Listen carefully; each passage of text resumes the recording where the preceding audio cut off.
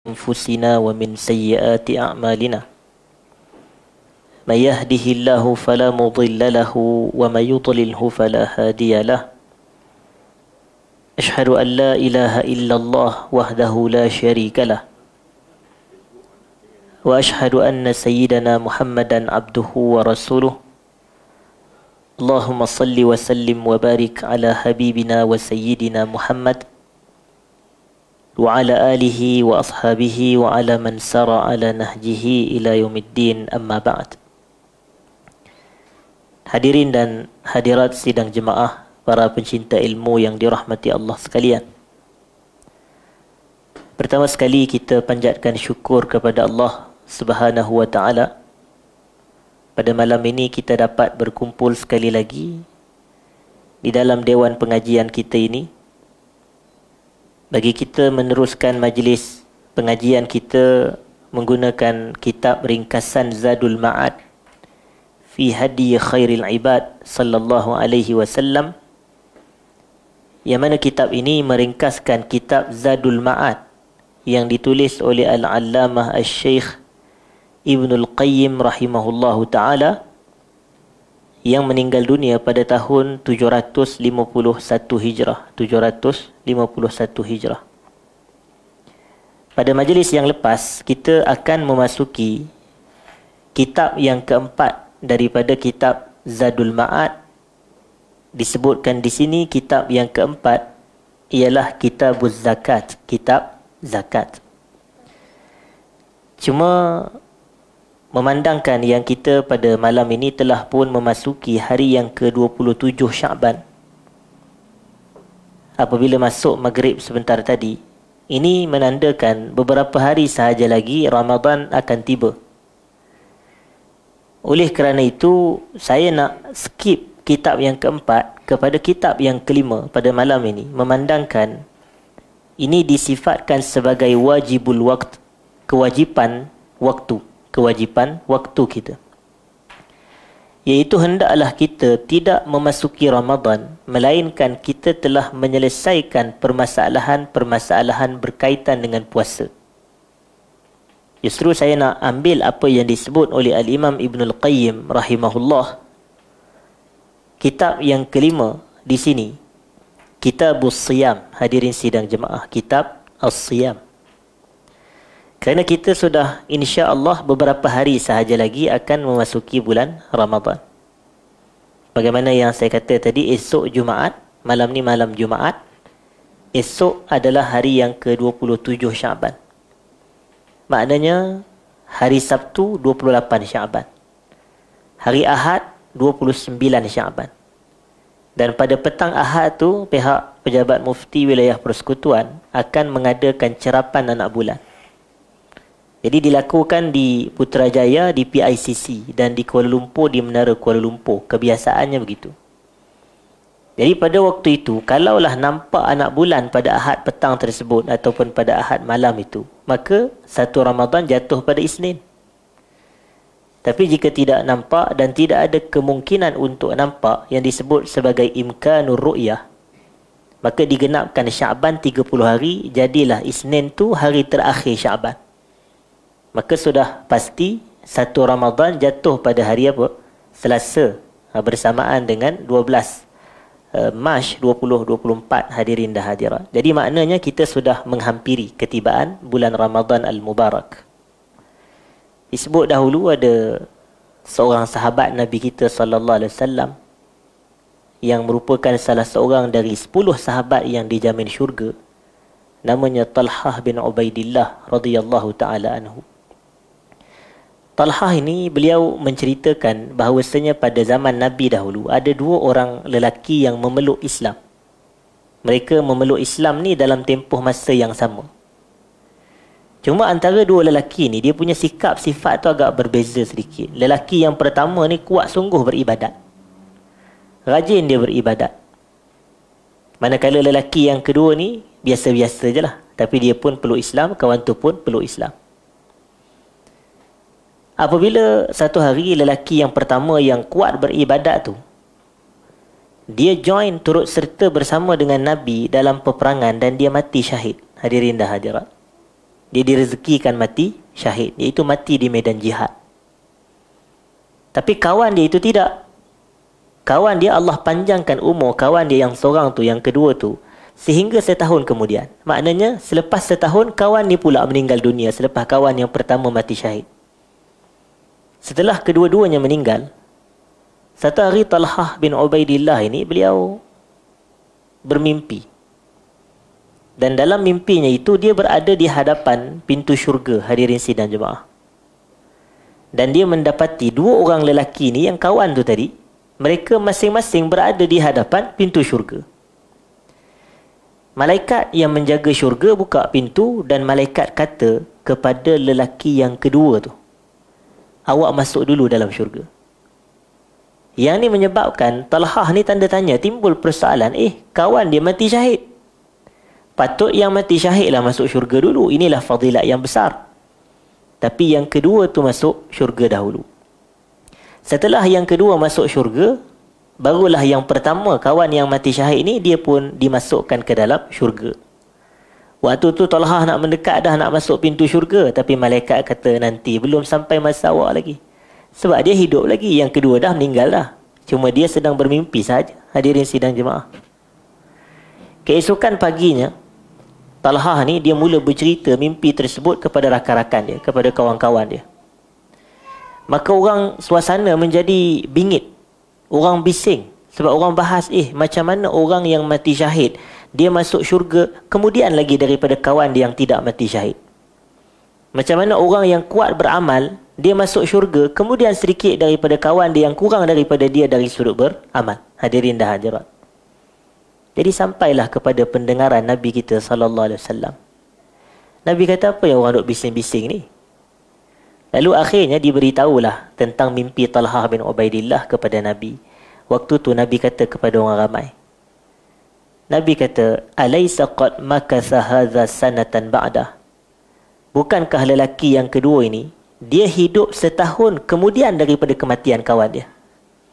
Maknanya lepas kawan dia mati syahid, dia pula hidup. Hadirin sidang jemaah, dipanjang maksudnya selepas kawan dia mati, dia tidak mati tetapi dia dipanjangkan umur sehingga setahun kemudian. Wa qad adraka ramadhana fasamah, dan bukankah dalam tempoh setahun berikut tu dia sempat bertemu bulan Ramadan dan dia berpuasa dalam bulan Ramadan? Mereka kata, betul wahai Rasulullah. Kemudian Nabi sambung lagi, wa qad makatha hadza sajdatan kadza wa kadza rak'ah, ataupun waqad salla kaza wa kaza rak'ah fi sanah, itu yang lebih tepat. Waqad salla kaza wa kaza rak'ah fi sanah, dan bukankah dalam tempoh setahun yang kemudian itu, si pulan lelaki ni dia sempat mendirikan solat dengan begitu banyak rakaat. Yalah, setahun kemudian kawan tu dah meninggal dunia. Dia ni panjang umur setahun. Jadi kalau sehari kita ada 5 solat fardu, 30 hari ada 150 solat fardu. 30 kali 5 bersamaan 150 solat fardu sebulan. Jadi 150 kalau kali dengan 12 bulan pula, orang kata berapa ribu solat yang dia telah dirikan. Jadi itulah sebabnya kata Nabi SAW, dia masuk syurga dulu. Jadi ini kita kata fadilat, kelebihan panjang umur bertemu Ramadan. Jadi kita patut bila kita sempat menyambut Ramadan pada tahun ini, wajib kita syukur kepada Allah atas nikmat tersebut. Tapi kawan ni tadi adraka Ramadan, dia sempat bertemu Ramadan. Adakah dia sempat bertemu sahaja? Tidak. Fasamahu, dia berpuasa dalam bulan Ramadan. Ada orang dia bertemu Ramadan tapi tak puasa.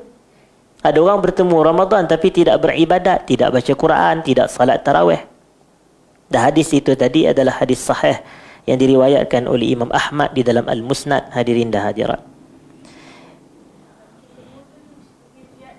dia tidak join, dia tidak turut serta. Jadi kemudian sebab tu yang menjadi tanda tanya. Dia tidak, orang kata, turut serta bersama macam sahabat dia itu tadi. Tetapi oleh kerana Allah panjangkan umur dia setahun kemudian, dia sempat bertemu Ramadan, dia salat dengan jumlah yang banyak dalam tempoh setahun, maka dia dimasukkan ke dalam syurga. Ini mudah-mudahan Allah masukkan kita ke dalam syurga menerusi ibadah kita dalam bulan Ramadan. Allahumma amin. Hadirin dan hadirat. Jadi yang disebutkan di sini faslun fi hadihi sallallahu alaihi wasallam fi siyam. Fasal berkenaan dengan petunjuk Nabi tentang puasa. Jadi kata Ibnul Qayyim sebagai muqaddimah, fahuwa min akbaril auni 'ala taqwa. Puasa ini adalah pembantu yang terbesar untuk mencapai takwa. Kita dituntut untuk bertakwa. Tapi nak mencapai takwa, antara yang boleh membantu kita daripada ibadah mencapai takwa ialah puasa. Berdalilkan firman Allah Subhanahu wa taala di dalam surah Al-Baqarah ayat 183. A'udzubillahi minasyaitonir rajim. Ya ayyuhalladzina amanu kutiba alaikumus shiyamu kama kutiba 'alal ladzina min qablikum la'allakum tattaqun. Wahai orang yang beriman, diwajibkan kamu untuk berpuasa. Kama kutiba 'alal ladzina min qablikum, sebagaimana ia telah diwajibkan ke atas umat sebelum kamu.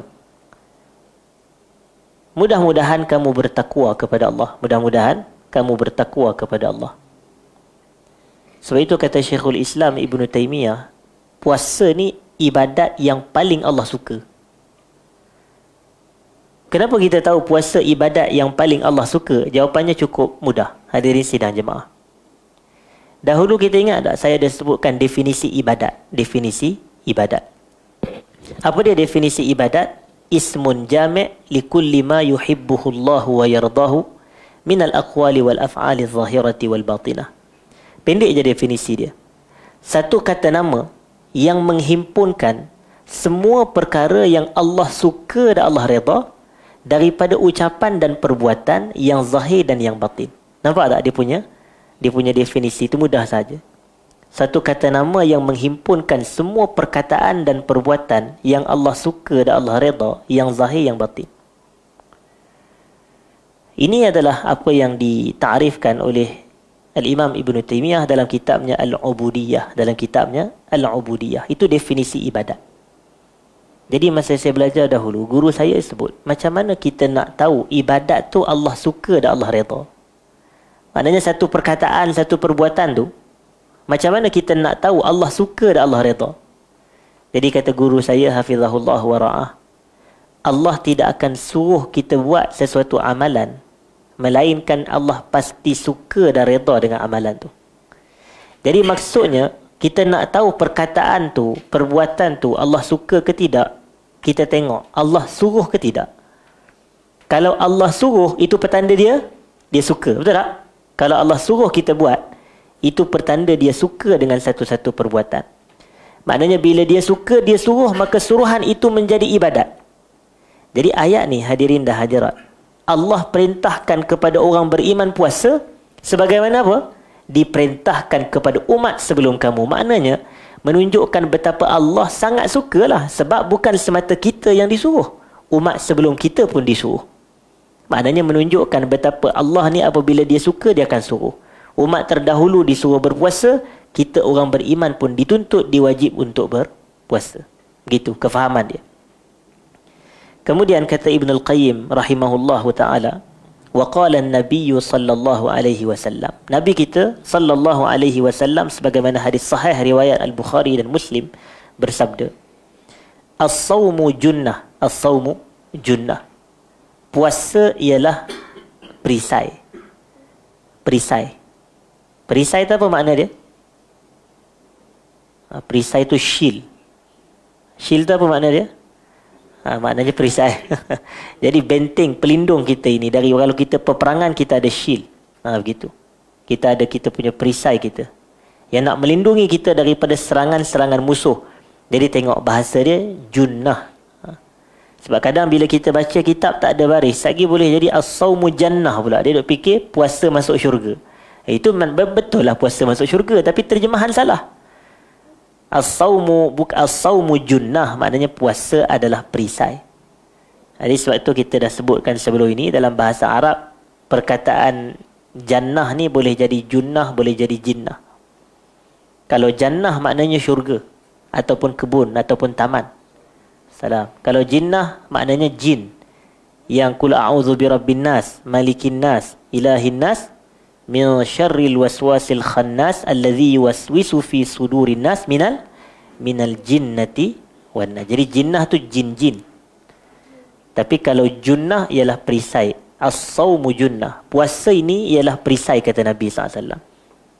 Pelindung kita. Wa amara man ishtaddat bihi syahwatun nikah wala qudrata lahu alaihi bisiyam. Wa ja'alahu wija'a hadhihi syahwah. Dan Rasulullah sallallahu alaihi wasallam memerintahkan kepada mereka yang terlalu kuat sangat syahwat untuk menikah.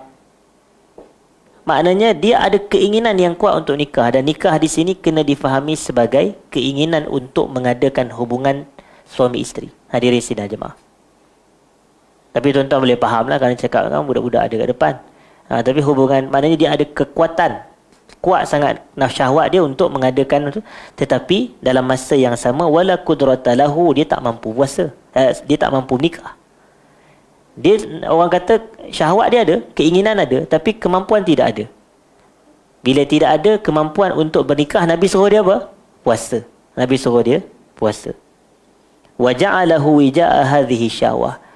Dan puasa boleh mengekang nafsu ini. Puasa boleh mengekang nafsu ini. Macam Nabi sebut kepada para sahabat yang muda dalam hadis sahih. Nabi kata, ya ma'syarasy syabab. Tengok bahasa Nabi guna. Ya ma'syarasy syabab. Wahai sekalian pemuda, man istata'a minkumul ba'ah falyatazawwaj. Siapa dari kalangan kamu yang ada kemampuan untuk bernikah, hendaklah dia bernikah. Fa innahu aghaddu lil basari wa ahsanu lil farash, kata Nabi SAW.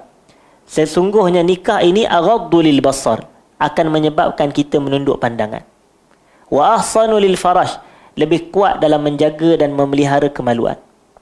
Fa illam yastati', tetapi kalau dia tak mampu, kata Nabi, fa alaihi bis-shaum, Nabi kata hendaklah dia berpuasa. Fa innahu lahu wija', sesungguhnya puasa ialah wija'.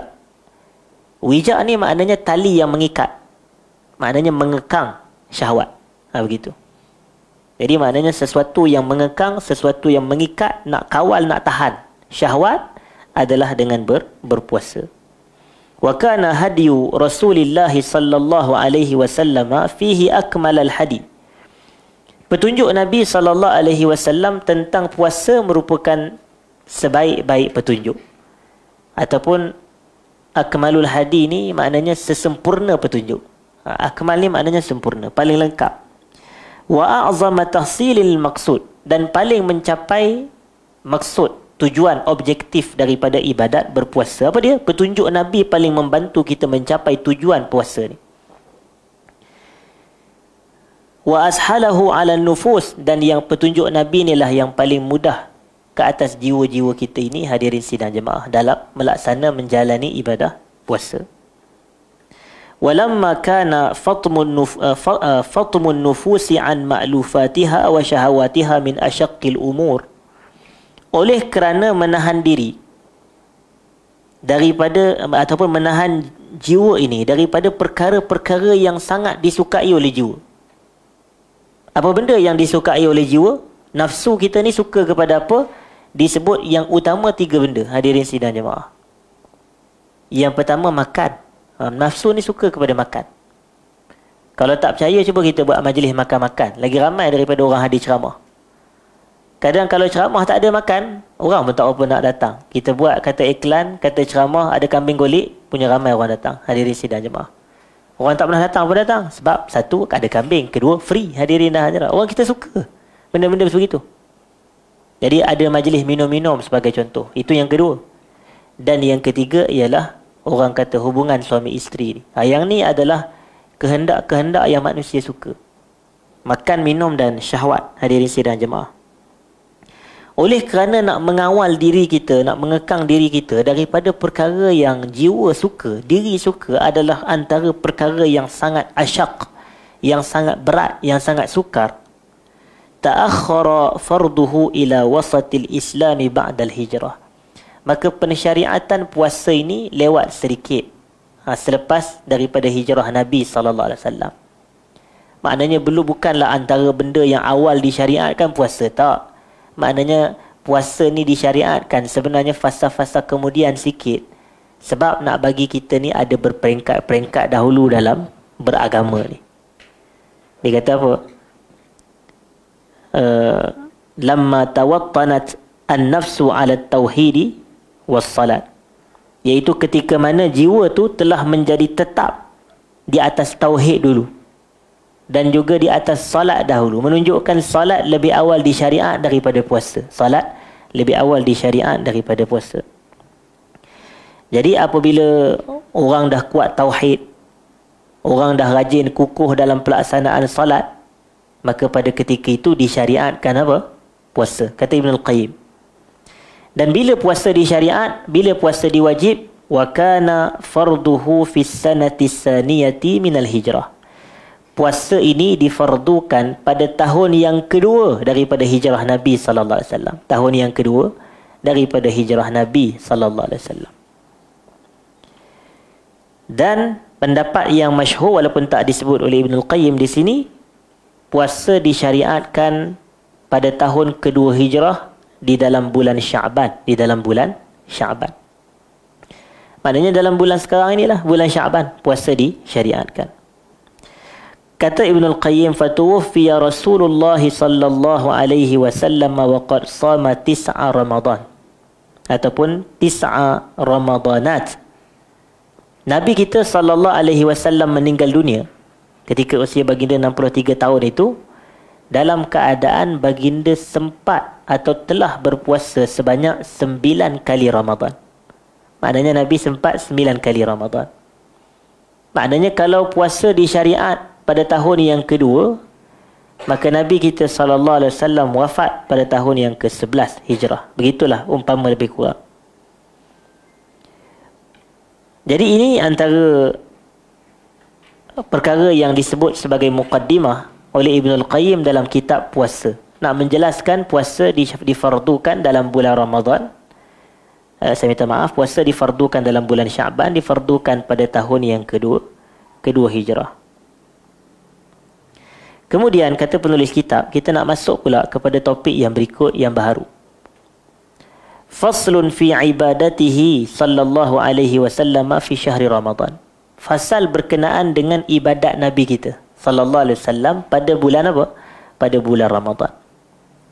Macam mana Nabi kita punya ibadat yang kita nak contohi ni, yang kita kata kitab kita ini bicaranya tentang petunjuk Nabi sallallahu alaihi wasallam, yang kita nak ikut petunjuk tersebut. Zadul Ma'ad fi hadi khairil ibad. Itu tajuk dia. Pada petunjuk sebaik-baik hamba Allah, sebaik-baik manusia, tak lain tak bukan ialah Rasulullah sallallahu alaihi wasallam. Wa kana min hadihi sallallahu alaihi wasallam fi syahri Ramadhan, antara petunjuk Nabi sallallahu alaihi wasallam pada bulan Ramadan ini, al-iksaru min anwa'il ibadat. Banyak atau memperbanyakkan atau mempelbagaikan jenis-jenis ibadat, ataupun banyak melakukan pelbagai ibadat. Itu terjemahan dia, banyak melakukan pelbagai ibadat. Kadang orang nampak Ramadan ni puasa saja, sedangkan itu adalah nau' minal ibadat. Betul tak? Satu jenis je. Sedangkan dalam bulan Ramadan ada anwa', ada pelbagai jenis ibadat, ada pelbagai jenis ibadat. Fakana Jibril alaihi salam, Jibril alaihi salam yudarisuhul Qur'ana fi Ramadan. Maknanya saling tadarus Quran bersama dengan Nabi sallallahu alaihi wasallam dalam bulan Ramadan. Tadarus ni konsep dia seorang baca, seorang dengar. Itulah maksud dia. Jadi saling mempelajari Quran. Wa kana idza laqiyahu Jibril ajwada bil khairi minar rihil mursalah. Nabi ni apabila Jibril datang kepada Nabi, Nabi adalah manusia yang paling baik dalam melakukan kebaikan. Orang kata lebih kuat daripada angin yang orang kata terbang. Hadirin sidang jemaah. Wa kana ajwadan nas. Dan Nabi ni manusia paling ajwad. Dan ajwad ni maknanya paling pemurah. Dalam bahasa Inggeris disebut sebagai generous. Hadirin sidang jemaah. Paling pemurah. Wa kana wa ajwadu ma yakun. Dan bila Nabi paling kuat sifat pemurah Nabi ni dalam sepanjang tahun Nabi pemurah. Tapi bila masuk bulan Ramadan, Nabi paling ajwad. Maknanya sifat pemurah Nabi itu paling kuat, paling tinggi pada bulan Ramadan. Yuksiru fihi minas sadaqah. Dalam bulan Ramadan, Nabi memperbanyakkan sedekah. Nabi kita sallallahu alaihi wasallam perbanyakkan sedekah. Wal ihsan, iaitu berbuat kebaikan, kebajikan kepada orang. Ihsan ni maknanya buat baik kepada orang. Wa tilawatil Quran, maknanya Nabi memperbanyakkan baca Quran di dalam bulan Ramadan. Kenapa? Kerana Ramadan ini ialah bulan Quran. Allah kata dalam surah Al-Baqarah ayat 185, Syahrul Ramadan allazi unzila fihi Al-Quran. Bulan Ramadan ialah bulan yang diturunkan di dalamnya Al-Quran. Jadi oleh kerana itu para ulama kita menjadikan Ramadan ni Syahrul Quran, bulan Al-Quran. Hidupkan bacaan Al-Quran di dalam bulan Ramadan. Kata Al-Imam Al-Hafiz Ibn Rajab Al-Hambali rahimahullah. Apa kata beliau? Beliau kata, وَكَانَ لِلشَّافِعِيِّ فِي رَمَضَانَ 60 خَتَمَةً يَقْرَأُهَا فِي غَيْرِ الصَّلَاةِ. Al-Imam Syafi'i mengkhatamkan Al-Quran di dalam bulan Ramadan sebanyak 60 kali yang dia membacanya atau yang dia melakukannya di luar salat. Maknanya bacaan dalam salat tidak termasuk. Tetapi di luar salat sahaja beliau mengkhatamkan Al-Quran sebanyak 60 kali. Purata sehari 2 kali khatam Quran di dalam bulan Ramadan. Dan masyhur Al-Imam Syafi'i ini di luar Ramadan 30 kali khatam Quran dalam sebulan. Maknanya kalaulah dalam bulan yang lain selain Ramadan dia khatam Quran sekali, sebulan 30 kali khatam. Maknanya sekali sehari, sebulan 30 kali khatam. Masuk Ramadan, dia khatam Quran 60 kali, maknanya purata 2 kali sehari khatam Quran. Apa maknanya itu? Itu isyarat kepada gandaan. Jadi sebenarnya bulan Ramadan ini bukannya bulan baca Quran, tetapi bulan Ramadan ini bulan menggandakan bacaan Quran. Maknanya baca ni bila-bila pun kita baca Quran, betul tak? Sekarang bulan Syaban pun kita baca Quran. Bulan sebelum ini Rejab, bulan sebelum itu Jamadil Akhir, bulan sebelum itu Jamadil Awal pun kita baca Quran. Tapi masuk dalam bulan Ramadan ini kita apa? Gandakan. Hadirin sidang jemaah, gandakan bacaan Al-Quran. Sebab itu Sufyan Ibn Uyainah dan seumpamanya dari kalangan salafus salih, mereka ini apabila masuknya Ramadan mereka kata innama huwa tilawatul Quran wa it'amut ta'am. Ramadan ialah bulan membaca Quran dan bulan memberi makan. Imam Malik bin Anas diriwayatkan daripada murid dia, apabila masuk je Ramadan, dia meninggalkan majlis-majlis ilmu dia. Wa aqbala ala tilawatil Quran minal mushaf, dan beliau berpaling kepada membaca Quran daripada mushaf. Adapun ini pandangan dia, hadirin sidang jemaah. Sebab nanti kalau kita kata, oh adakah bermakna Ramadan tak boleh diadakan majlis ilmu? Salah ke? Kita kata tidak salah. Itu adalah pendirian dia sebab dia nak fokus kepada Quran. Tapi macam kita katalah, Ramadan bukan semata bulan Quran. Tetapi Ramadan ni bulan kita mempelbagaikan kebaikan. Termasuk kebaikan menuntut ilmu. Kita dapat habuan dari sudut itu. Kita dapat bahagian dari sudut itu. Ada orang Allah mudahkan dia untuk ini, ada orang Allah mudahkan dia untuk itu. Jadi kita kena reda. Dan kita kena bersyukur dengan apa yang Allah Ta'ala mudahkan kepada kita daripada amalan-amalan salih, hadirin sidang jemaah. Wassalah, maknanya Nabi kita sallallahu alaihi wasallam memperbanyakkan salat dalam bulan Ramadan. Wazikir, dan juga zikir. Wal i'tikaf, dan Nabi kita juga sallallahu alaihi wasallam memperbanyakkan i'tikaf. Dan i'tikaf ni maknanya duduk di dalam masjid. Lebih-lebih lagi pada 10 akhir Ramadan. Kana Rasulullah sallallahu alaihi wasallam ya'takifu fil 10 al-awakhir min Ramadan. Nabi kita sallallahu alaihi wasallam beriktikaf pada 10 akhir Ramadan. Tujuannya tak lain tak bukan ialah untuk mencari Lailatul Qadar. Sebenarnya mencari Lailatul Qadar ini ibadah, hadirin sidang jemaah.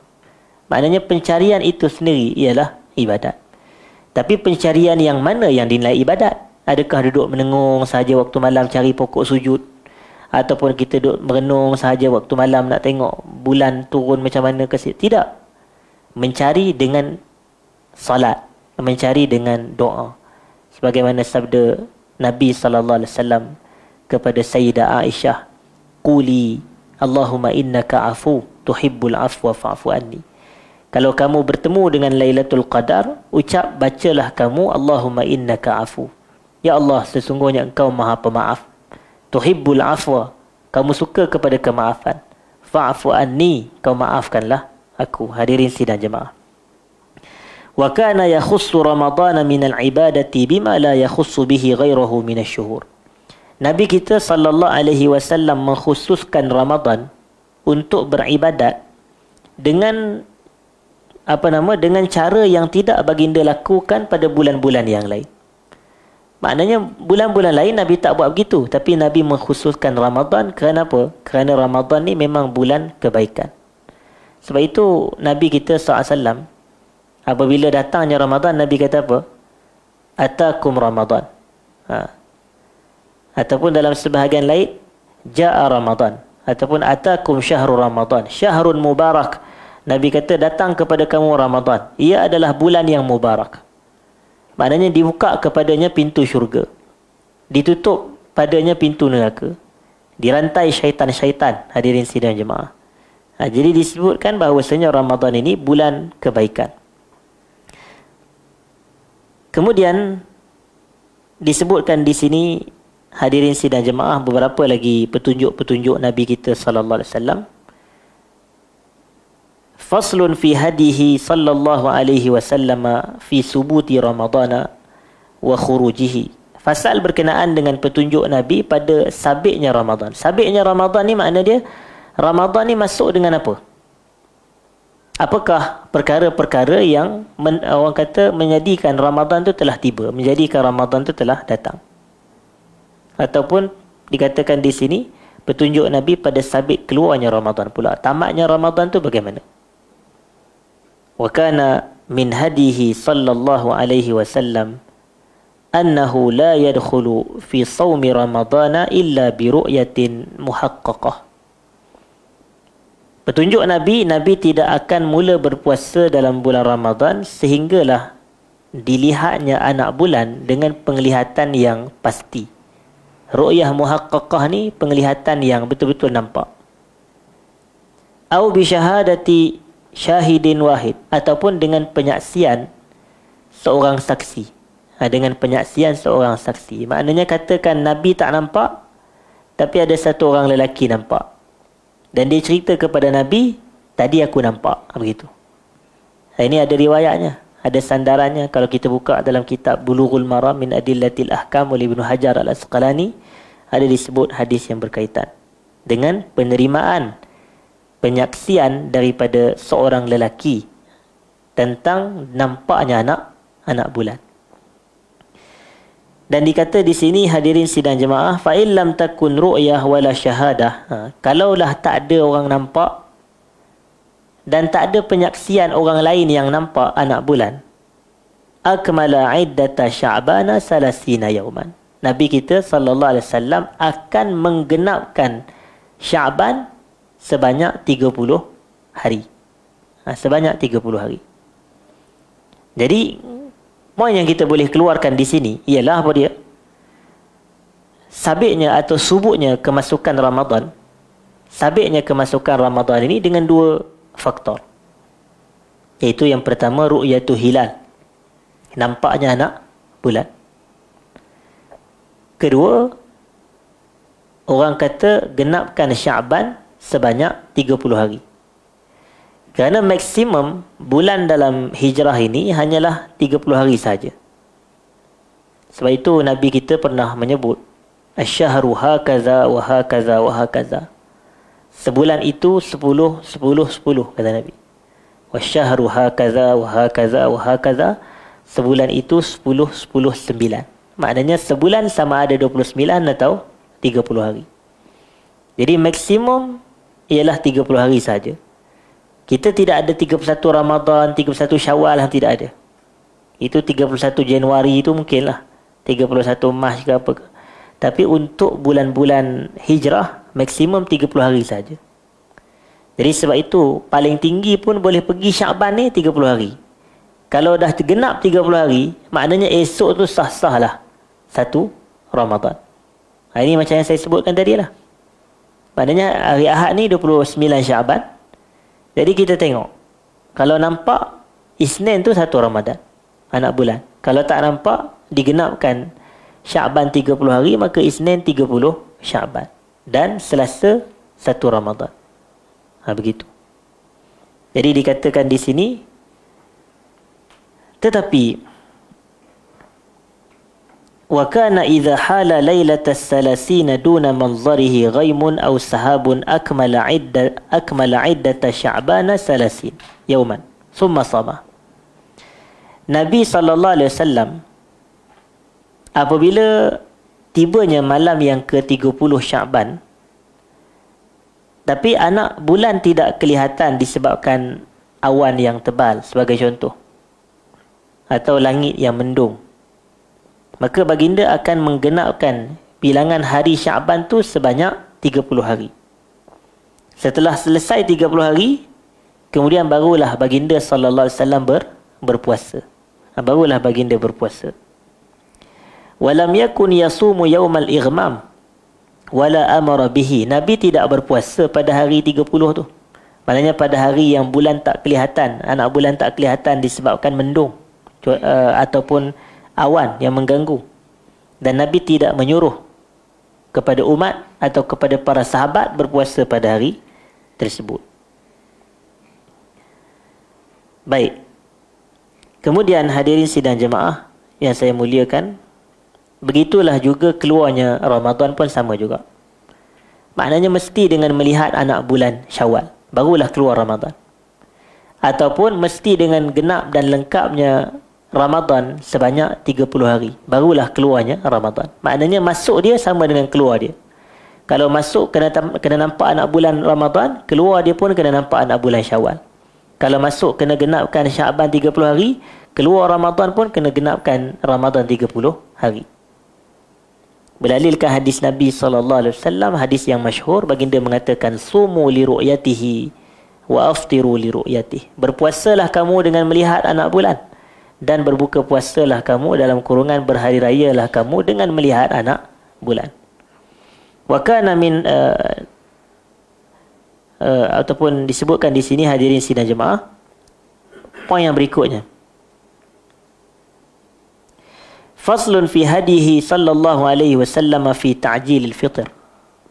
Fasal berkenaan dengan petunjuk Nabi kita sallallahu alaihi wasallam dalam menyegerakan berbuka puasa. Ta'jil ni segerakan. Al-fitr berbuka puasa. Nabi kita ini sallallahu alaihi wasallam menyegerakan berbuka puasa, dan baginda menganjurkan ataupun yahussu alaih, baginda menggalakkan kepada orang ramai untuk berbuka puasa dengan segera. Tapi kita kena faham, menyegerakan berbuka puasa pada waktu berbuka. Di situ kena faham hadirin sidang jemaah. Kerana kadang ada orang dia tak faham ataupun membuat-buat tak faham. Buka puasa pukul 12 tengah hari, kata sebagai contoh. Kata, Ji, kenapa pula 12 tengah hari dah makan ni? Nabi suruh segera buka puasa. La ilaha illallah. Ini salah faham. Menyegera buka puasa pada waktu berbuka, bukan pada waktu selain daripada waktu berbuka. Ini pun kadang-kadang orang kita dia agak lari sikit daripada petunjuk Nabi kita sallallahu alaihi wasallam dalam bab berbuka puasa ni, sebagaimana kita kata petunjuk baginda tadi segera. Maksudnya bila azan berkumandang terus makanlah. Azan tu dah petanda masuk waktu berbuka. Tak syarat kepada kita nak kena tunggu lepas habis azan pula. Bilal tu pula boleh jadi dia punya tarik bukan main panjang pada malam tu. Lambatlah pula kita nak tunggu dia selesai azan. Orang lain azan seminit 2 je, dia malam tu sampai 5 minit. Jenuh juga kita nak menunggu selepas 5 minit baru boleh berbuka. Tak. Bila dah azan tu petanda waktu dah masuk lah. Maknanya waktu maghrib dah masuk, waktu berbuka pun dah boleh. Jadi sebab itu terus bismillah makan. Ini sebahagian orang kita dia kadang-kadang bila dah nak buka tu panjang pula doanya hadirin dah hadirat. Doa sebelum berbuka, maknanya sebelum masuk waktu tak ada masalah lah. Kita kata bagus lah. Sebab itu pun memang kita kata waktu mustajab doa, iaitu ketika dia nak berbuka puasa. Tapi bila dah azan tu dah berkumandang pun tak habis lagi doa, panjang pula doa. Hadirin sidang jemaah. Jadi ini yang kita kata agak menyelisihi petunjuk Nabi kita sallallahu alaihi wasallam. Petunjuk Nabi kita adalah bila dah orang kata sampai kepada waktu berbuka, terus bismillah makan. Gitu. Maknanya terus berbuka puasa maksud saya. Wa yatasahhar wa yahussu ala sahur. Nabi kita pun sallallahu alaihi wasallam, antara petunjuk Nabi adalah bersahur. Kita kata bersahur ni makan sahur lah. Itu makan sahur pada waktu makan pada waktu sahur. Sebenarnya sahur ni masa yang kita kata sahar tu. Ya Allah kata dalam Quran, wa bil ashari hum yastaghfirun wal mustaghfirina bil ashar. Ini.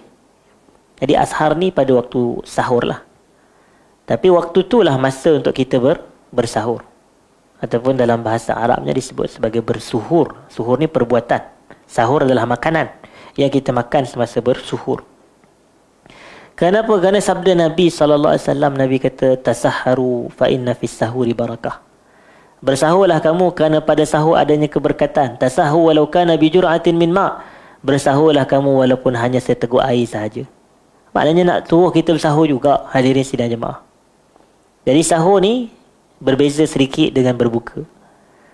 Kalau berbuka dituntut untuk kita disegerakan, bersahur dituntut untuk kita lewatkan. Inilah sunnah Nabi kita sallallahu alaihi wasallam.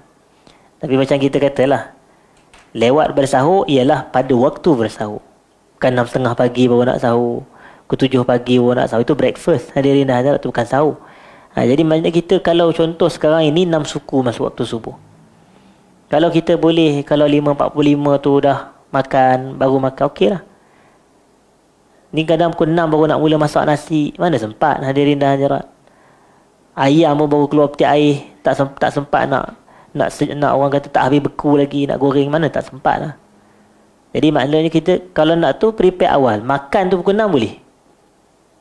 Ataupun sebelum awal sikit. Tidaklah kadang pukul 4.30 dah sahur. Awal sangat. Hadirin sidang jemaah. Kita khawatir kadang bila dia 4.30 tu dia dah makan, nalar punya makan. Hadirin dah hadirat.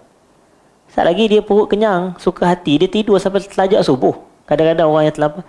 Sebenarnya antara hikmah lewatkan sahur ni supaya jarak dengan solat subuh tu tak terlalu jauh. Ni saat lagi pukul 4.30 dia dah sarapan, lepas tu dia kata, aku nak buat apa ni? Dia pula bukan mazhab tahajud.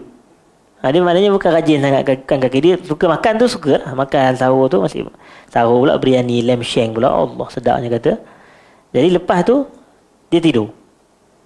Tidur saat lagi dah pukul 7 dah. Apa cerita ni? Jadi pukul 7. Sebab tapi kalau dia bersahur contohnya pukul 5.45. Kemudian dia lepas dia bersahur, lepas dia makan tu dia dah prepare siap-siap ambil wuduk. Dah pukul 6 lebih dah, betul tak? Waktu tu pergi masjid contohnya. Jadi sebab itu penting dikatakan lewat sahur. Wa yuakhiruhu wa yuraghibu fi ta'khirihi. Dan baginda sallallahu alaihi wasallam melewatkan sahur dan baginda menggalakkan kita untuk melewatkan sahur. Dalam sebahagian riwayat Nabi kata sallallahu alaihi wasallam, la yazalun nas bi khair ma ajjalul fitr wa akharus suhur. Sentiasalah manusia dalam kebaikan selama mana mereka menyegerakan berbuka dan mereka melewatkan sahur. Maknanya manusia akan berada dalam kebaikan. La yazalun nas bi khair, kata Nabi SAW, ma ajjalul fitr, selama mana mereka menyegerakan berbuka, wa akharus suhur. Wa kana sallallahu alaihi wasallam yahuddu ala al-fitri ala tamar. Nabi sallallahu alaihi wasallam menggalakkan atau menggesa untuk kita berbuka puasa dengan kurma, dengan tamar, dengan kurma. Fa illam yajid fa'alal ma, sekiranya seseorang yang berpuasa tu dia tak jumpanya tamar, maka dia berbuka dengan air je lah. Dia berbuka dengan air. Tapi kita pada hari ni makanan kita lebih lagi pada kurma. Hadirin sidang jemaah. Kurma tu ada pelbagai jenis atas meja kita waktu nak buka puasa. Itu kurma ni sedikit sahaja. Itu belum kira lagi roti jala, ataupun belum kira lagi tosai, belum kira lagi roti john, macam-macam. Hadirin, itu yang sampingan-sampingan saja. Nasi tu pun banyak lauk, tak berkira lagi. Jadi sebab itulah yang disebutkan di sini, kalau kita ada kurma, afdalnya kurma dulu. Tak ada kurma, air. Hadirin sidang jemaah. Begitu. Ini petunjuk Nabi kita sallallahu alaihi wasallam. Wa hadza min kamali syafaqatihi ala ummatihi wa nushihim. Ini adalah kesempurnaan kasih sayangnya Nabi, ambil beratnya Nabi kepada umatnya, dan juga orang kata sifat nasihat Nabi kepada umatnya. Wa kana sallallahu alaihi wasallam yuftiru qabla an yusalli. Nabi kita ini berbuka puasa dulu sebelum solat. Maknanya tidaklah bila masuk waktu tu Nabi solat dulu baru buka puasa, tak. Nabi berbuka puasa dahulu, kemudian barulah Nabi kita solat sallallahu alaihi wasallam. Wa ruwiya anhu, dan diriwayatkan daripada Nabi sallallahu alaihi wasallam, annahu kana yaqulu idza aftar. Nabi kita ni apabila telah selesai berbuka, tengok istilah dia. Idza aftara ni maknanya apabila telah selesai berbuka. Bukan bila masa nak berbuka tu, apabila telah selesai. Nabi kata apa? Zahabaz zama wa batallatil uruq wa sabatal ajru insyaallah. Zahabaz zama ni maknanya telah hilang dahaga. Maknanya telah hilang kehausan. Wa batallatil uruq, kita punya kerongkong ni dia telah basah, Wa sabatal ajr, dan telah sabit pahala insya-Allah. Maknanya apa di situ? Isyarat kepada doa tu dibaca selepas kita dah berbuka sedikit, hadirin sidang jemaah. Maknanya kalau kita ni tengah-tengah puasa lagi, tiba-tiba nak baca doa sebelum berbuka, zahabaz zama, bilanya telah hilang dahaganya. Kita masih dahaga lagi. Jadi zahabaz zama ni maknanya isyarat kepada selepas. Maknanya selepas kita dah berbuka sedikit, maknanya dah minum air, kita pun zahabaz zama wa batallatil uruq wa sabatal ajr insya-Allah. Wa yuzkar anhu sallallahu alaihi wasallam, dan diriwayatkan daripada Nabi kita sallallahu alaihi wasallam, baginda bersabda, inna lis-saimi 'inda fitrihi da'watan ma turad. Sesungguhnya bagi orang yang berpuasa itu ketika dia berbuka doa yang tidak ditolak. Maknanya doa yang mustajab. Jadi sebab itu kita ni kalau nak dekat-dekat dengan berbuka tu, banyakkanlah doa, hadirin sidang jemaah. Kita punya hajat banyak. Bila hajat kita banyak, kita kena meraihkan waktu yang mustajab, keadaan yang mustajab, tempat yang mustajab, untuk kita mendapat doa yang mustajab. Sebab agama kita ini bukan semata menganjur kita berdoa, tapi agama kita menyediakan tempat tertentu, masa tertentu mustajab padanya doa.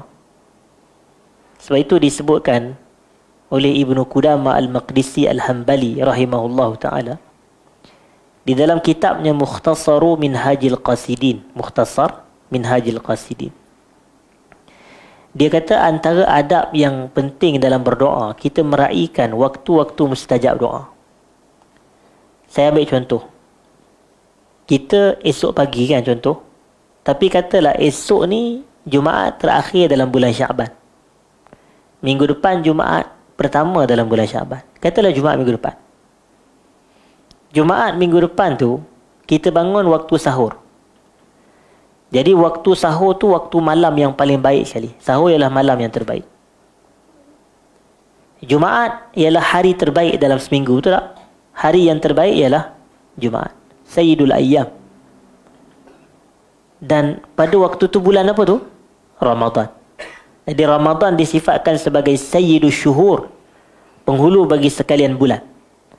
Jadi tengok, terhimpun pada waktu tu, waktu sahur, malam yang terbaik. Hari Jumaat, hari yang terbaik. Ramadan, bulan yang terbaik. Jadi 3 fadilat tergabung pada satu waktu. Jadi apa salah kita berdoa pada waktu tersebut? Maknanya cari peluang doa kepada Allah Subhanahu Wa Taala atas hajat kita, kehendak kita, keperluan dunia kita, akhirat kita. Hadirin dan hadirat. Dia waktu itu mudah-mudahan lagi dekat, dah hampir kepada kemustajaban. Wa sahha anhu sallallahu alaihi wasallam annahu qala, dan telah sahih riwayat daripada baginda berkata, idza aqbala al-lailu min hahuna wa adbara an-naharu min hahuna faqad aftara as-saim. Apabila malam terbit daripada arah ini dan siang terbit atau siang tamat beredar daripada arah ini, maka sesungguhnya telah berbukalah orang yang berpuasa, ataupun orang yang berpuasa itu telah boleh berbuka. Maksudnya nak gambarkan bahawasanya bila malam masuk, bila keluar siang, bukalah puasa. Kerana kaedahnya kita ni berpuasa hanyalah sepanjang siang saja. Bila masuk malam, tak ada puasa lagi dah. Kerana kita kata, apa definisi puasa? Al-imsaku an sa'iril mufattirati min tulu'il fajri sadiq ila ghurubi syamsi bi niyyati ta'abbud. Menahan diri daripada segala yang membatalkan puasa bermula dari terbit fajar sadiq sehingga terbenam matahari dengan niat ibadat. Jadi tempoh masa kita berpuasa tu bila? Dari terbit fajar hingga terbenam matahari. Maknanya dalam nama yang lain daripada subuh sampai maghrib. Maknanya dalam nama yang lain sepanjang siang hari. Siang subuh ke maghrib. Jadi sebab itu idza aqbala al-lailu min hahuna wa adbara an-naharu min hahuna faqad aftara as-shaim, kata Nabi SAW. Itu dia punya kepahaman. Wa naha as-saima 'anil rafas was-sakhab was-sibab wa jawabis sibab wa amarahu ay yaqula liman sabbahu inni shaim. Dalam sebahagian riwayat inni shaim, inni shaim, 2 kali sebut. Apa terjemahannya? Dan Nabi kita sallallahu alaihi wasallam melarang, maknanya antara petunjuk Nabi kita dalam berpuasa ini, baginda melarang orang yang berpuasa daripada ar-rafas. Ar-rafas ni bercakap kotor. Bercakap kotor ni contoh bercakap lucah, hadirin sidang jemaah. Was-sakhab, yang ni adalah dalam orang kata kemarahan yang melampau, berlebihan atau maki orang sebagai contoh. Was-sibab, sibab ni pun sama juga, mencerca, memaki. Ya, Nabi SAW kata sibabul muslimi fusuq wa qitaluhu kufrun. Mencaci orang Islam itu fasik, memerangi orang Islam itu sesuatu kekufuran. Kita ni semasa berpuasa bukan semata tak boleh maki orang, bahkan tak boleh membalas makian orang. Itu pun tak boleh juga. Maknanya kita tak mulakan, tapi orang mula dulu. Dia kutuk kita, mak kau hijau contohnya, dia kata. Jadi kita pergi balas balik, pasal apa? Tak boleh. Jadi tak boleh ketika sedang berpuasa membalas makian orang. Sebab itu Nabi SAW dia bagi, orang kata, tips, bagi petunjuk kepada kita ini. Nabi kata, فَإِنْ سَابَّهُ أَحَدْ أَوْ قَاتَلَهُ فَلْيَكُلْ إِنِّي صَائِمْ إِنِّي صَائِمْ. Sekiranya ada seseorang yang maki dia ataupun nak memerangi dia, hendaklah dia berkata, sesungguhnya aku sedang berpuasa, sesungguhnya aku sedang berpuasa. Jadi puasa tu yang dinamakan sebagai as-sawmu junnah, puasa tu perisai. Itu dia. Sebabkan kita puasa lah, kita tak balas kemakian dia tu. Kalau nak kira mulut aku pun jahat juga, dia kata begitu. Kalau nak kira hang boleh maki, aku pun boleh maki lebih lagi pada tu. Tapi oleh kerana kita mengenang kita ni puasa, maka kita sabar daripada melakukan maksiat. Itu kata Ibn Rajab Al-Hambali rahmatullah alaih dalam kitabnya Lataiful Ma'arif. Dia kata puasa ni nama lain baginya sabar. Sebab itulah kerana pada puasa ada 3 jenis kesabaran. Iaitu yang pertama, sabar dalam melakukan ketaatan kepada Allah. Yang kedua, sabar dalam meninggalkan kemaksiatan kepada Allah. Ini sabar dalam meninggalkan maksiat. Dan yang ketiga kata Ibn Rajab, was-sabru ala aqdarillahil mu'limah, dan bersabar atas takdir yang memeritkan yang terhasil daripada ibadat puasa, seperti lapar, dahaga, penat, letih, hadirin dan hadirat. Jadi semua tu ada pada puasa. Jadi puasa ni nama lainnya sabar. Jadi sebab itu nama bagi Ramadan ni banyak.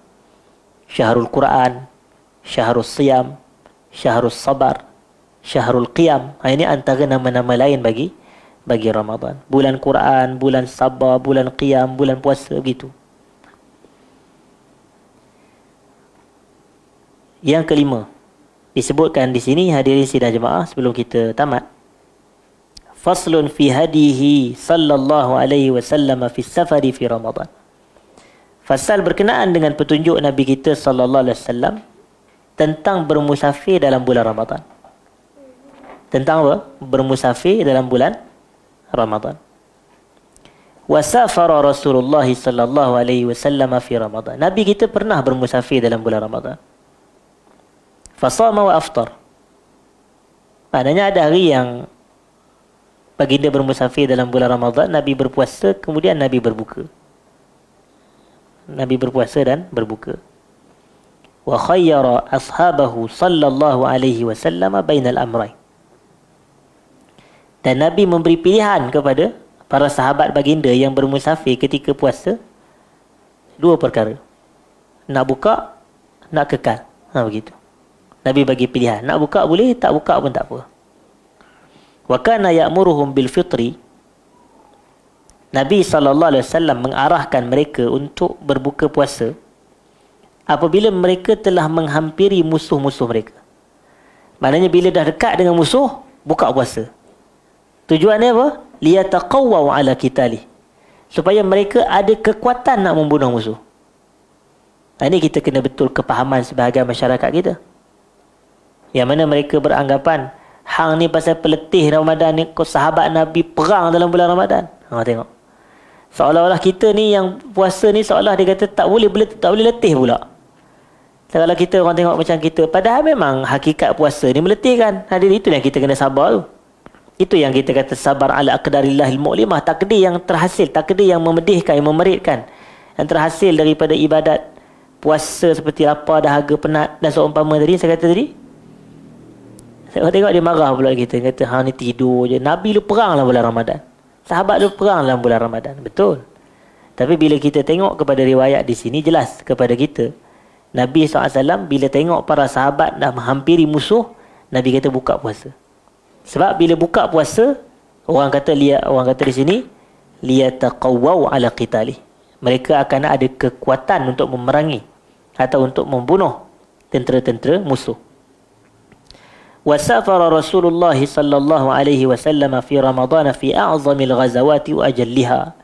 Nabi bermusafir dalam bulan Ramadan pada ghazwah-ghazwah yang terbesar, iaitu peperangan-peperangan terbesar dan peperangan-peperangan yang paling ajal, paling mulia. Contohnya fi ghazati Badar, pada peperangan Badar.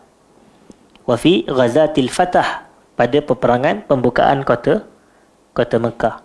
Qala Umar ibn al-Khattab radhiyallahu anhu, Sayyidina Umar berkata, ghazawna ma'a Rasulillah sallallahu alaihi wasallam fi Ramadan ghazwatain. Kami pernah berghazwah, iaitu kami pernah berperang bersama dengan Nabi sallallahu alaihi wasallam dalam bulan Ramadan sebanyak 2 peperangan. Maknanya ada 2 peperangan yang Nabi lakukan dalam bulan Ramadan. Yang pertama, Yaumul Badar, kata dia, iaitu peperangan Badar. Kedua, Wal Fatah, iaitu Fathu Makkah itu. Fa'aftarana fihima. Maknanya baginda menyuruh kami berbuka puasa, itu tidak berpuasa pada kedua-duanya. Maknanya pada perang Badar dan pada pembukaan kota Mekah. Sebab satu musafir, satu lagi berperang. Hadirin sidang jemaah. Jadi orang yang bermusafir ni antara yang mubih. Maknanya mubih ni maknanya membolehkan atau mengharuskan lil fitr, membolehkan untuk kita berbuka. Walam yakun min hadihi sallallahu alaihi wasallam taqdirul masafati allati yuftiru fiha as-saimu bihad. Bukan petunjuk Nabi menetapkan takdir tertentu ataupun kadar tertentu bagi jarak. Yang mana jarak tu kalau cukup sekian-sekian, boleh kita berbuka puasa dalam permusafiran. Itu kata Ibn Al-Qayyim, bukan petunjuk Nabi. Tapi sebagaimana yang tuan-tuan maklum, dalam mazhab Syafi'i 2 marhalah juga. Sebagaimana jarak yang boleh mengqasarkan salat, jarak yang membolehkan kita berbuka puasa ialah permusafiran yang melebihi 2 marhalah. Ini pandangan dalam mazhab Syafi'i. Cuma kata Ibn Al-Qayyim, bukan petunjuk Nabi dalam menetapkan kadar masafah, jarak tertentu. Wa kana as-sahabatu hina yunshi'una as-safar yuftiruna min ghairi i'tibari mujawazatil buyut. Dia kata di sini Ibn Al-Qayyim, para sahabat Nabi kita, bila mereka mula musafir je, mereka berbuka puasa. Tanpa mereka mengambil kira dah lepas rumah ke belum lepas rumah. Kan ada sebahagian riwayat kan kata nak kena melepasi rumah-rumah kediaman kita dulu. Maknanya kena keluar daripada kawasan tempat tinggal kita dulu. Lepas tu melebihi 2 marhalah, barulah boleh orang kata berbuka puasa. Tapi kata Ibn Al-Qayyim, para sahabat Nabi kita dulu, bila mereka mula je bermusafir, mereka terus berbuka puasa tanpa mereka iktibar, ambil kira dulu bimujawazatil buyut, sama ada dah lepas rumah-rumah kediaman ataupun tidak. Wa yukhbiruna, dan mereka memberitahu, siapa mereka tu? Para sahabat Nabi memberitahu anna zalika sunnatuhu wa hadiyuh, bahawasanya perbuatan itu ialah sunnah Nabi dan petunjuk Nabi sallallahu alaihi wasallam. Dan yang terakhir, yang keenam, faslun fi hadihi sallallahu alaihi wasallam fil ightisali minal janabati wa taqbili zawjati fi nahari Ramadan. Fasal berkenaan petunjuk Nabi pada mandi junub. Ini pada mandi junub dalam bulan Ramadan. Dan pada perbuatan mencium isteri dalam bulan Ramadan. Maksudnya pada siang hari Ramadan. Wa kana min hadihi sallallahu alaihi wasallam ay yudrikahu al-fajr wa huwa junubun min ahlihi fayaghtasilu ba'da al-fajr wa yasum. Antara petunjuk Nabi sallallahu alaihi wasallam, apabila baginda masuk ke dalam waktu subuh, baginda dalam keadaan berjunub hasil daripada hubungan dengan isteri-isteri baginda, fayaghtasilu ba'dal fajar. Baginda mandi wajib, mandi junub selepas subuh. Selepas subuh tu maknanya selepas masuk waktu subuh lah. Jadi tuan-tuan kena ingat, suci daripada hadas besar bukan syarat sah puasa. Bukan syarat sah puasa. Jadi maknanya kalau ada satu orang tu dia berjunub, bukan syarat dia nak kena mandi wajib sebelum azan subuh ataupun sebelum masuk waktu subuh. Dia boleh sahaja mandi wajib selepas azan subuh atau selepas masuk waktu subuh. Dan dia mandi wajib tu pun bukan nak menjadikan puasa dia sah, tapi sebab nak menjadikan apa sah? Solat dia sah. Betul tak? Sebab tidak sah solat orang berjunub ni. Ada syarat dia mesti suci daripada hadas, hadas kecil, hadas besar, solat. Dan selepas daripada Nabi mandi itu, Nabi meneruskan puasa. Wa yasum, hadirin sidang jemaah. Wa kana yuqabbilu ba'da azwajihi wa huwa sha'imun fi Ramadan. Dan Nabi kita sallallahu alaihi wasallam mencium sebahagian isteri baginda dalam bulan Ramadan ketika baginda sedang berpuasa. Jadi maknanya dari sudut hukum, mencium isteri ini tidaklah diharamkan ketika berpuasa, maknanya di siang hari Ramadan. Wa shabbaha qiblata sha'im bil madmadah bil ma'. Dan Nabi menyamakan ciuman orang yang berpuasa kepada pasangan mereka ini seperti apa? Berkumur ketika ambil wuduk. Maknanya berkumur ketika kita ambil wuduk, ketika kita sedang berpuasa, boleh berlebihan tak? Tak boleh. Bahaya, nanti batal wuduk. Macam itulah Nabi umpamakan kublah. Kublah ni cium tu tadi. Boleh faham tuan-tuan? Cakap panjang-panjang ada adik-adik pula. Jadi kita boleh faham. Bahasanya ciuman tu diumpama seperti madmadah bil ma'. Maknanya ambil berkumur dengan air ketika berwuduk dalam bulan Ramadan ketika sedang berpuasa. Tadi Nabi kan larang kita mubalarah. Filistin masuk air dalam hidung. Maknanya ketika berkumur, ketika mengambil wuduk dalam bulan ketika sedang berpuasa. Wala yasihhu anhu sallallahu alaihi wasallam at-tafriqu baina asy-syabi wasy-syaikh. Dan tidak sahih daripada Nabi sallallahu alaihi wasallam baginda membezakan antara anak muda dengan orang tua. Maknanya kan ada sebahagian pendapat yang menyebut orang tua kalau cium isteri dia tak apa. Begitu. Tapi yang muda kalau cium isteri ketika sedang puasa tak boleh. Gitu. Kan ada perincian begitu dalam pandangan para ulama kita. Kita kata memang tak dinafikan sebab dikatakan orang tua dia kalau dia cium isteri dia tu bukannya qublah syahwah. Macam tu. Tu kata guru saya Syekh Masyhur bin Hasan Al-Salman hafizahullah, dia tercium ni ada dua. Qublah ni ada dua. Yang pertama qublah rahmah, ciuman rahmat, ciuman kasih sayang. Yang kedua qublah syahwah, ciuman nafsu syahwat.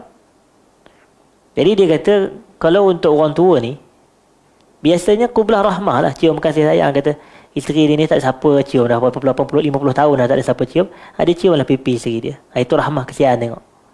Tapi kalau yang muda-muda ni, itu lebih kepada syahwat. Jadi ketika sedang berpuasa, tak boleh melebih-lebih. Dari satu sudut hukum, dia tidak membatalkan puasa. Cuma dia tidak boleh berlebih-lebihan. Jadi selesai perbahasan kita hadirin sidang jemaah pada malam ini. Walaupun banyak lagi sebenarnya topik berkait dengan puasa ini. Mungkin kita akan sambung lagi pada kelas kita yang akan datang sedikit sebanyak hadirin sidang jemaah. Jadi memadai sekadar itu, saya ambil kesempatan ini ucap selamat menyambut Ramadan Al-Mubarak kepada semua sahabat-sahabat kita di sini. Semoga Allah menerima amal salih kita, amal ibadat kita sepanjang bulan Ramadan. Allahumma amin. Saya minta maaf jika ada salah silap. Aqulu qawli hadza astaghfirullahal azim li wa lakum. Assalamualaikum warahmatullahi wabarakatuh.